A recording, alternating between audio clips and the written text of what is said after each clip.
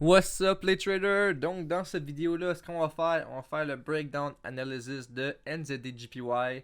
Donc on perd pas plus de temps et on s'en va direct dans l'analyse technique.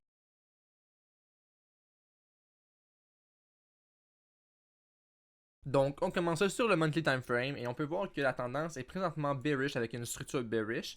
Donc le point logique dans le fond de retracement serait en fait proche du 50% de Fibonacci ou bien la zone ici comme si on considère ça comme un fake break. Donc le retracement monthly se ferait jusqu'ici. Logiquement, parce qu'on n'a pas de niveau de résistance avant ça, en fond, avec une structure. Donc, au long terme, je verrais le prix retracer jusqu'en haut ici. Ça, c'est pour le monthly. Maintenant, on va aller sur le weekly time frame. Sur le weekly time frame, on peut voir que présentement, on est dans une tendance baissière avec une structure baissière et on est en retracement. Par contre, ici, on a beaucoup d'enfants de ralentissement. Est-ce que le retracement est terminé? Où est-ce qu'on est? Où est-ce qu'on se trouve en fait dans ce retracement-là? C'est pas vraiment clair. Donc, ce qu'on va faire en fait ici, on va enlever ça. On va enlever en zone en monthly. On va tracer une plus précise en weekly. Donc, dans ces zones-là. Donc, ici, fake break avec un gap. On met ça en weekly. Donc, il n'y a pas vraiment de zone de structure qu'on peut se fier dans le passé ici. Donc, le retracement, moi, je le verrais comme à long terme, venir jusqu'en ici, mais on est quand même sur une zone de support, de résistance en daily, ben en weekly, mais ça serait plus en fait en daily qu'on va le voir. Donc là, on va aller sur le daily time frame. Donc, le daily time frame, on peut voir qu'on a une tendance baissière avec une structure haussière. En fait, mais en fond, on a aussi une tendance baissière. Si on regarde ici, il y a des lower high, lower high, lower high. Un peu compliqué, là, ici, la structure. Là, on voit qu'on fait des higher low, mais en même temps, on fait des lower high. Ça arrive parfois que la structure est un peu messed up. Présentement, on est sur une zone de résistance ici. Donc, la confluence de résistance, on a le weekly key level, on a une intraline ici. Et dans le fond, le niveau de résistance en daily.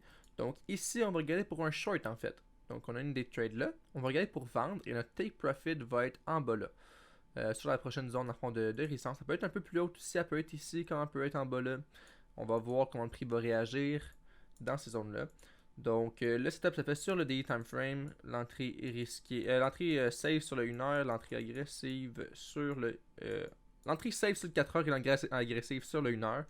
Donc on va aller voir maintenant sur le 4 heures. Donc sur le 4 heures, on peut voir qu'on a présentement une tendance haussière et c'est le premier higher low qu'on a ici. Donc on va probablement faire, si on parle en termes de probabilité, on va probablement faire une nouvelle impulsion. Pas nécessairement un higher high, mais probablement juste un high ici. Pour ensuite break. Au break, on peut prendre un trade, stop loss en haut et le take profit en bas là.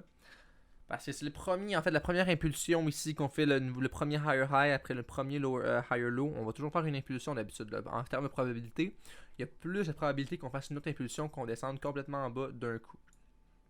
Donc on risque de faire une autre petite impulsion avant de descendre. Donc si on crée une structure en 4 heures, on va pas prendre un trade sur ce break de structure pour prendre le short sur ce time frame là. Sinon on peut aussi aller voir en 1 heure qu'est-ce qui se passe. Donc c'est ce qu'on va aller faire. Donc, sur le 1 heure, on peut voir qu'on a créé une structure assez évidente.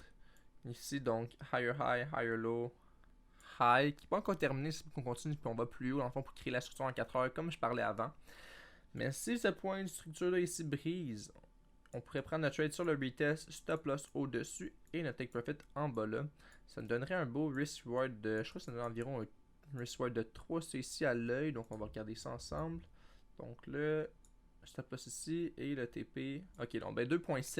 C'est quand même très bon. Donc le risk reward est au-dessus de 2. Donc le trade est valide. On peut le prendre comme ça. Et c'est mon idée de trade sur NZDJPY. Donc c'est tout pour moi pour l'analyse de cette paire-là, NZDJPY. Vous pouvez me suivre sur Discord. Dans le fond, je pose plusieurs charts là. Le lien va être dans la description. Et sur mon Facebook, je fais des lives. Je vais en faire plusieurs par semaine. Mais à part du temps, on va voir ça à la fin de semaine. Mais je vais commencer à essayer d'en faire durant la semaine. Donc je vais essayer de le faire mardi et jeudi à 15h. C'est pas encore confirmé dans mon horaire, mais je vais essayer de le faire. Donc, vous pouvez me suivre sur Facebook. Le lien, dans le fond, va être dans la description. Donc, Facebook et Discord dans la description.